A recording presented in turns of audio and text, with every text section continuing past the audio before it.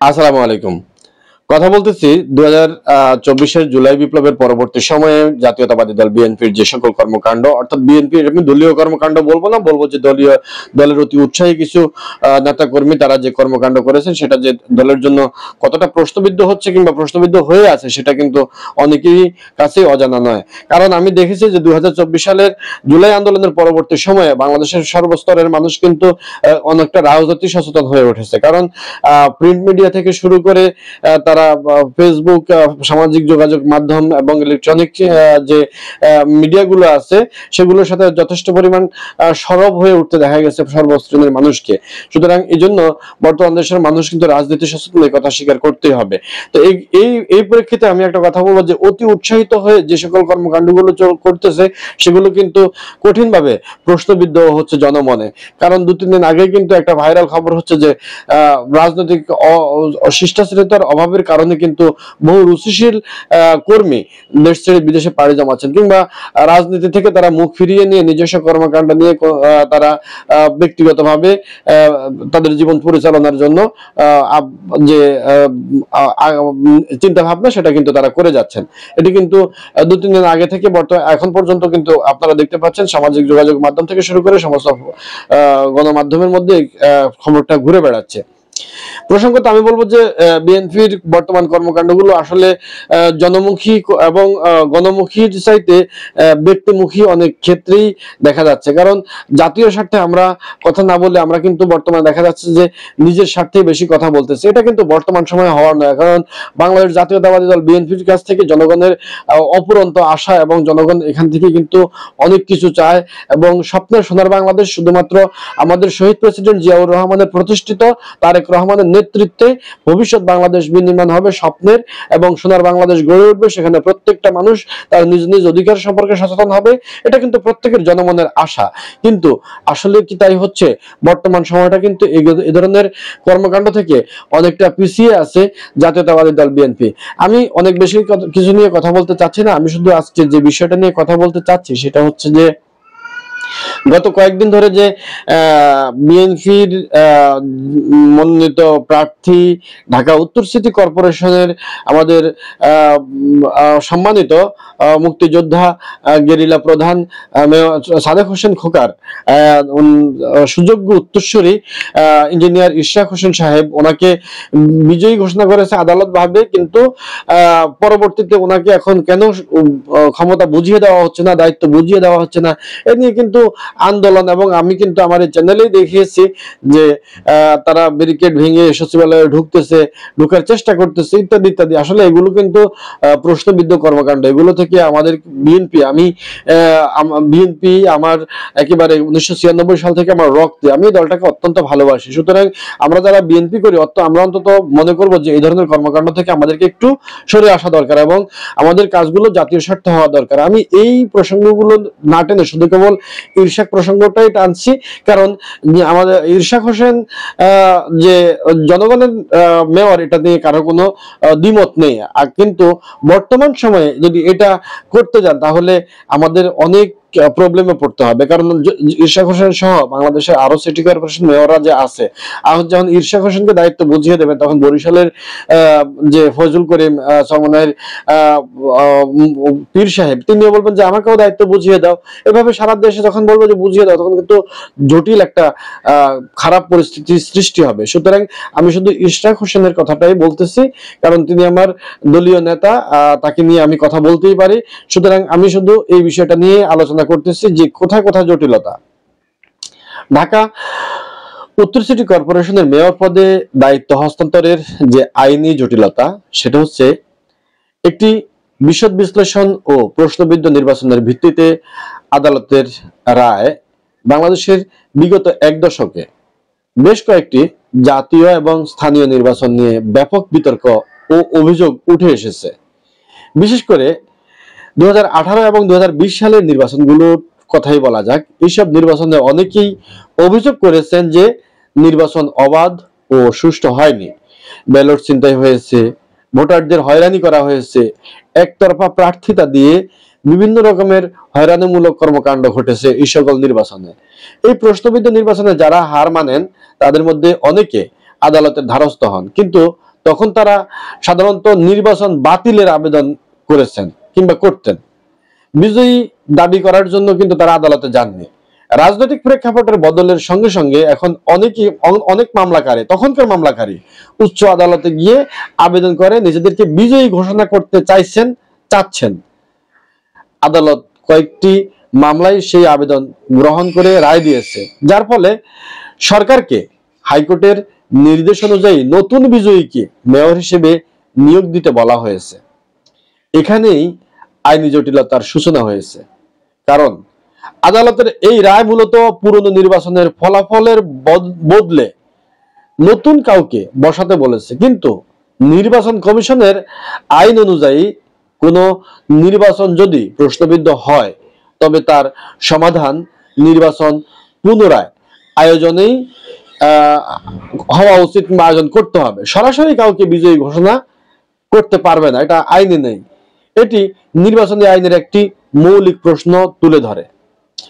আদালত কি নির্বাচন কমিশনের কার্যক্রমে হস্তক্ষেপ করতে পারে এবং প্রার্থীকে সরাসরি জয়ী ঘোষণা করতে পারে? প্রশ্ন থেকে যায়। নির্বাচন কমিশনের অর্থাৎ ইসির ভূমিকা ও সীমাবদ্ধতা। নির্বাচন কমিশন সংবিধান অনুযায়ী একটি স্বাধীন প্রতিষ্ঠান হলেও তাদের ক্ষমতা আইনি কাঠামোর মধ্যে কিন্তু সীমাবদ্ধ। উপদেষ্টা আসিফ মাহমুদের বক্তব্য অনুযায়ী উনি বক্তব্যটা আজকে দিয়েছেন, আদালতের রায় অনুযায়ী গেজেট জারি করেছে, অর্থাৎ তারা নিরপেক্ষভাবে দায়িত্ব পালন করছে। কিন্তু প্রশ্ন হলো, আদালতের রায়ে যেহেতু আগে পরাজিত কাউকে এখন জয়ী ঘোষণা করা হচ্ছে, কমিশনের কি সেই গেজেট জারির আগে স্বতন্ত্রভাবে তদন্ত বা আপিল করার সুযোগ আছে? একটু বুঝে দেখবেন। সমালোচকদের মতে কমিশনের উচিত ছিল উচ্চ আদালতে আপিল করা, কারণ এই রায়ের ফলে ভবিষ্যতে সব পরাজিত প্রার্থী আদালতের মাধ্যমে নিজেকে জয়ী দাবি করতে পারে, যেটা আমি প্রথমে বলছিলাম, যার ফলে নির্বাচনী প্রতিক্রিয়ার প্রতি আস্থা আরো কমে যাবে। স্থানীয় সরকার মন্ত্রণালয় অর্থাৎ এলজিডি জটিলতা আরেকটি বড় আইনি জটিলতা সৃষ্টি হয়েছে এই কারণে যে স্থানীয় সরকার মন্ত্রণালয়, যারা মূলত মেয়রের দায়িত্ব হস্তান্তরের প্রক্রিয়া সম্পূর্ণ করে, তারা এই মামলাগুলোর পক্ষভুক্ত ছিল না। অর্থাৎ তারা মামলার পক্ষ না হওয়ায় আদালতের রায়ের বিরুদ্ধে আপিল করার সুযোগ কিন্তু তাদের নেই। এটি এক ধরনের আইনি ফাঁক তৈরি করেছে। কেননা মন্ত্রণালয় বলছে, যেহেতু আমরা মামলার পক্ষ নই, তাই আমরা রায় মেনে চলা ছাড়া কিছু করতে পারি না। আবার রাজনৈতিকভাবে বিতর্কিত প্রার্থীদের দায়িত্ব বুঝিয়ে দিলে এর গ্রহণযোগ্যতা প্রশ্নবিদ্ধ হবে কিংবা হয়। নৈতিক ও রাজনৈতিক প্রশ্ন আইনি দিক ছাড়াও ব্যাপারটিতে গভীর রাজনৈতিক ও নৈতিক দিক রয়েছে। এই বিষয়টি নিয়ে সবচেয়ে স্পষ্ট বক্তব্য দিয়েছেন আসিফ মাহমুদ। তিনি বলেছেন, যদি 2018 বা 2020 সালের মতো বিতর্কিত নির্বাচনের ফলাফলের ভিত্তিতে আদালতের মাধ্যমে কাউকে এখন জয়ী ঘোষণা করে দায়িত্ব দেওয়া হয়, তাহলে সেই নির্বাচনকে কার্যত বৈধতা দেওয়া হয়। আপনি কি বৈধতা দিচ্ছেন, যেটা রাজনৈতিক ও নৈতিকভাবে আত্মঘাতী। তার মতে পরিবর্তিত রাজনৈতিক প্রেক্ষাপটে নির্বাচন বাতিলের দাবির পরিবর্তে প্রার্থীরা এখন নিজেদেরকে বিজয়ী ঘোষণা করতে চাইছেন, উঠে পড়ে লেগেছেন, যা নৈতিক দ্বন্দ্ব তৈরি করছে। এই অবস্থায় একটি বড় প্রশ্ন দেখা দিচ্ছে, যদি কোনো দল বা প্রার্থী অতীতে একটি নির্বাচনকে অবৈধ ও প্রহসনের নির্বাচন বলে প্রত্যাখ্যান করে থাকে, তবে সেই নির্বাচন থেকেই মেয়র পদ গ্রহণ নৈতিকভাবে কতটা গ্রহণযোগ্য? ভবিষ্যতের জন্য সম্ভাব্য ঝুঁকি। এই জটিলতা থেকে উদ্ভূত কয়েকটি ভবিষ্যৎ ঝুঁকি হতে পারে। আদালতের নজির হিসেবে দাঁড়িয়ে যাবে যে নির্বাচনে হেরে গিয়েও বিচারালয়ের মাধ্যমে জয় দাবি করা সম্ভব। নির্বাচন কমিশনের ক্ষমতা ক্ষুণ্ণ হতে পারে। স্থানীয় সরকারের প্রতিষ্ঠানগুলোর নিয়োগ ও প্রশাসনিক কাঠামো আরো বিতর্কিত হতে পারে। রাজনৈতিক দলগুলোর যে আভ্যন্তরীণ বৈধতা ও দ্বন্দ্ব, এগুলো কিন্তু বাড়তে পারে। ভোটারদের আস্থা আরো কমে যাবে, যা গণতন্ত্রের জন্য হুমকি। ঢাকা উত্তর সিটি কর্পোরেশনের মেয়র হিসেবে দায়িত্ব হস্তান্তরের পথে যে আইনি জটিলতা তৈরি হয়েছে ইতিমধ্যে, তা শুধুই আদালতের রায়ের প্রশ্ন নয়, বরং এটি নির্বাচন কমিশনের সীমাবদ্ধতা, স্থানীয় সরকার মন্ত্রণালয়ের নিষ্ক্রিয়তা, রাজনৈতিক নৈতিকতা ও ভবিষ্যতের জন্য গভীর বার্তা বহন করে।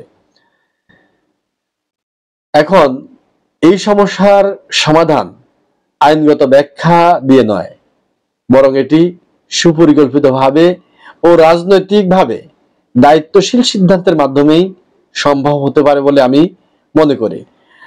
আইনি সিদ্ধান্ত, হাইকোর্টের সিদ্ধান্ত কিংবা হাইকোর্টের রায়, আপনি যাই বলুন, যদি সেই নির্বাচনকেই আপনি যদি প্রতিদ্বন্দ্বী নির্বাচন এবং সেই